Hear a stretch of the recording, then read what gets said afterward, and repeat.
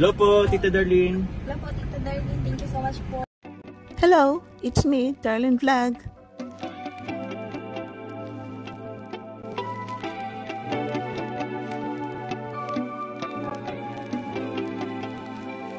Point of view. Minumulto ako ng mga dating tao na nangako sa akin na susuportahan ako kahit anong mangyari, kahit saan ako masaya. Pero bandang huli, iiwan din pala ako. Ang pusod ng anak nakadugtong doon sa loob na sinapupunan ng nanay. Kaya kung ano ang nararamdaman ng anak, nasasaktan siya. Kung nasasaktan ang magulang, nararamdaman nila yung pain ng magulang. Ito ring anak, kung anong nararamdaman na, ito ring nanay, kung anong nararamdaman ng anak, nafe-feel niya, masaya ba siya, nalulungkot. Nararamdaman ng nanay ang kalungkutan kung itong anak ay may nararamdaman na masama ang pakiramdam, masaya. Tayong mga magulang, pag nakikita natin yung anak natin na masaya, masaya rin tayo. Pag nasasaktan sila, nasasaktan tayo dahil yung nga, magkadugtong yung puso ng anak doon sa loob ng tiyan ng nanay. Mag-connection. So dito nangyari kay Carla, kita po natin na kumakalat yung screen video ng TikTok niya. Marami nag-screenshot, nag-save ng video. Dahil ito si Carla ay nag-TikTok at nalulungkot, umiiyak. At ito naman ang mama na vlog na premiere ni Kuya Serbirador, Kuya Val, na binisita nila si Nanay Cynthia, ang family bahay nila ni Carla is yun, nalulungkot ang nanay dahil sa nababasa niya ng mga bashing. Katulad nitong paano manamit si Carla. Nalulungkot siya dahil binabas ang anak niya. So tayong mga magulang, kahit sabihin natin na hayaan natin, basyo naman yan, hindi nila tayo kilala, hindi natin sila kilala. Mahirap yun, no? Nafe-feel pa rin natin yung kalungkutan, yung sama ng loob. Kung yung anak natin ay sumama ang loob sa isang tao, tayo din naapektuhan. Kahit anong sabihin na basyo yan, hayaan natin. Kung nakikita natin yung anak natin is nalulungkot, naapektuhan, tayo rin na nanay is maapektuhan. Kahit gaano sabihin na strong tayong nanay, pero anak natin is may kahinaan, naapektuhan din tayo ng mga nanay. Di ba po? Siguro kayong mga nanay, sang-ayon kayo dahil mga nanay din kayo, ganun din ang nararamdaman ninyo. Di ba po? Si Carla, marami siyang napagdadaanan na yung na naapektuhan siya sa mga toxic, sa mga niga, sa mga watcher, na minsan lumalaban siya. Ini-ignore niya. Minsan sinasagot niya ng maayos. Katulad niyo, minsan may comment doon na, uy, ilang bihis kayo nag-date ni David. Pero sabi niya, uy, ba't naman gano'n? So, di ba? Hindi siya nakikipag-awat. Minsan ini-ignore niya, dinadaan niya sa saya, sa ngiti. Minsan hindi niya binabasa daw. Pero, iba ito ngayon, no?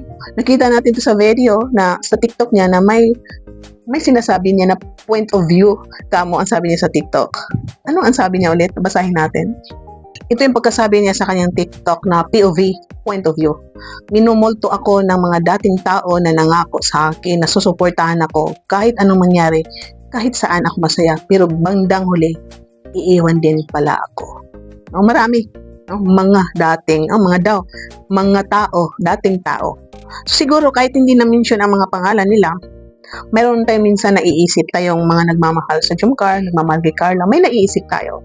Dahil, yun nga, may mga kaibigan, nagmamahal, na umalis, iniwan. Nangako na isa tayo, katulad natin.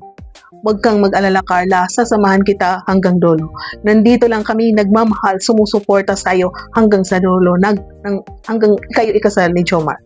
So, dumating ang time na may mga umalis, not keep in touch, no hi, no hello ata, no wala.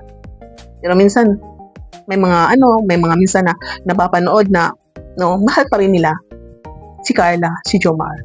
So, siguro kayo nasasabi na minumulto dahil naalala niya siguro, baka yung napapanood pa rin na minamahal daw siya. Tapos, may nakikita pa rin mga parinig, may nakikita mga post na minamahal pa rin siya. Pero wala na siguro keep in touch, wala na sigurong pag-uusap ng mga taong itong nagmamahal sa kanya noon na biglang naglaho. So normal ito si Carla is malulungkot, diba po? Tayo, pinangakuan tayo andito lang ako. Kung may problema ka, andito lang ako. Kung may problema ka, sasamahan kita. Kung may problema ka, susuportahan kita. Kung anong plano mo sa buhay, andito ako, susuportahan kita. Normal yun. Tapos yung tao na nagsabi nun, biglang naglaho. Hindain na parang ghosting, no? Hindi mo na siya makita, hindi mo na makita ang anino niya, hindi mo marinig yung mga messages niya na mga masasayang, mga flowering words of wisdom, mga calls, iba-ibang klase ng communication na hindi mo na maramdaman. So, minumulto daw. Meaning, naalala pa niya siguro may mga bagay na nagpaparemind sa kanya, kaya minumulto, may nagre-remind, baka may nakikita siyang mga messages noon na babalikan niya. Dahil sokway dito, public ang lahat na napopost, nakikita niya. So, normal na masasaktan siya. Hindi naman pwede na ayoko na mag-social media dahil ang buhay niya ngayon nakadugtong sa social media, vlog, beneficiary siya ni Kalinga Prab, vlogger na rin siya. At yan, magkasama rin sila ni Jomar. So kahit anong iwas, makikita pa rin niya. At yun, parang yun ang sabi na parang minumulto na siya dahil nare-remind ang mga bagay na yun kung paano siya pinangakuan. Pero bandang huli ay iiwan. Yun nga, iniwan ba siya? O siya ang umiwas. Hindi natin alam ang totoong kwento kung iniwan ba siya. O siya ba ang umiwas, no? So siguro, sa side ko siguro, dahil matanda ako sa kanya, parang feeling na anak ko siya, siguro, hindi ako alis. No? Gagawa siguro ako ng paraan na kung may samaan ng loob, tatawagan ko siya. Ano ba ang problema? Bakit hindi mo na ako pinapansin? Ano ba ang problema? Ba't mo ako iniiwasan? Pwede ba tayo mag-usap? I-clear natin ang lahat, anak.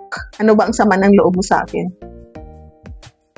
Aaminin ko kung totoo. Kung hindi, sasabihin ko, hindi totoo yan. Talaga hindi totoo yan. Gawa-gawa yan ng tao. Gawa-gawa niya dahil gusto niyan siraan tayo. So siguro ganon. Pero kung totoo, pasensya na, nasabi ko ito dahil ang sama-samang loob ko sa iyo nung oras na yun dahil ito, ganyan, ganito. So siguro ganon, no? Kung ako lang sana na masamang loob niya sa akin. Or umiwas ba siya? Si Carla bang umiwas talaga, umalis? Na hindi na nagparamdam si Carla dahil masama ang loob sa mga bagay-bagay na nakita, narinig? Or ako ba? Ako kaya ang bang umiwas dahil masama ang loob ko sa kanya, galit ako sa kanya, parang ganun, so hindi natin alam. So hantayin na lang natin ang time na sabi na time will heal. Huwag na natin i-force ang dalawa na yung mga umalis daw, nagmamahal na biglang naglaho, nandyan lang, hindi nagpaparamdam. Ito si Carla rin, parang hindi rin nagkikipag-communicate dahil nahihiya. Alam natin ito si Carla is mahiyain. So baka naghihintay rin ng time. Naghihintay rin siya na siya tawagan, siya i-communicate. Dahil alam natin ito si Carla, siguro pag tinawagan, kinausap mo, makikinig yan. Malambot ang puso ni Carla. Madali siya magpatawad, makikinig siya. Dahil sa mahinhin siya, mahinaon siya magsalita. For sure, sa tingin ko, ito si Carla ay makikinig, handang makinig. Kung tayo tumawag sa kanya, makipag-usap, linawin ang lahat, at makipag-ayos. Para matapos na ang lahat, walang malungkot both side, masaya yung mga nananahimik, pag nagkausap sila ulit, at ito rin ang Jomcar. Pag na-feel nila, na-communicate sila, for sure, ang dalawa is magkaayos. Kahit hindi ba ibalik yung original na kaligayahan noon, yung original na masaya, kahit hindi maibalik, pero pag nagkausap ang dalawa, mababawasan yung sama ng loob ng both side. Kaya nga tayo mga magulang, nasasaktan tayo pag anak natin ay nasasaktan. Gusto natin sila protektahan, gusto natin sila ipagtanggol sa mga masasamang tao, protektahan sa bagyo, protektahan sa yung kalamidad, protektahan sa mga masasamang tao. Yun ang ating trabaho ng mga nanay, katulad ng anak.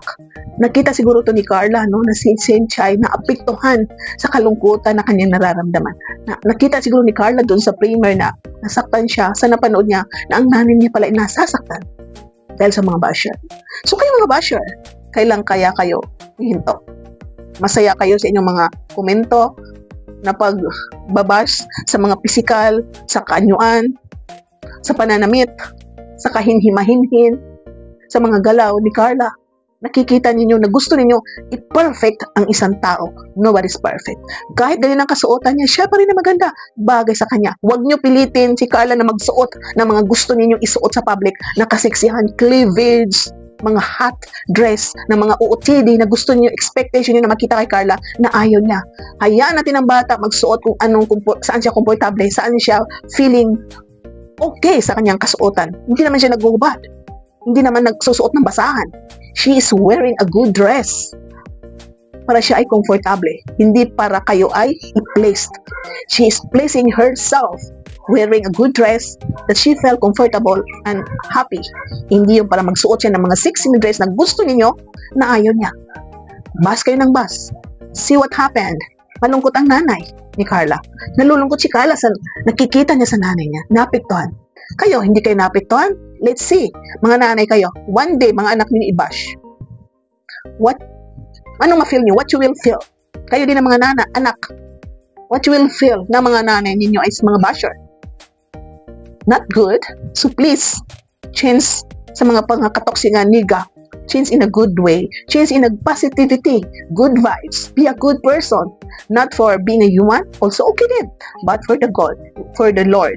To glorify the Lord na gumawa sa atin. Diba? So, para masaya, stop bashing. Stop comparing Carla to other woman na wearing mga dress na ayaw niya. Okay? Sana nagkaliwanagan tayo. Please, magkaisa tayo muli kahit hindi ba ibalik ang yung katulad dati. Importante, walang parinigan, walang mga masasabi na comparing. But you should be one Jumcar community, one Kalingap. Thank you for watching. Shout out kay Kuya Val Santos Matubang, kay Atena Vlogs, kay Kalingap Rab, sa lahat ng charity vloggers dyan, mga Kalingap partners, mga reactors ng Karipa, Karabal, lahat ng reactors ng Kalingap, sa lahat ng love team, manonood, mga silent viewers, lahat ng subscribers.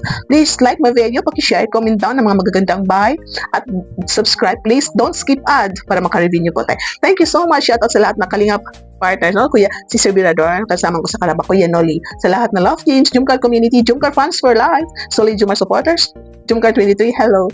Thank you all and bye for now. See you in my next reaction video. God bless you and keep watching. God bless. Keep smiling.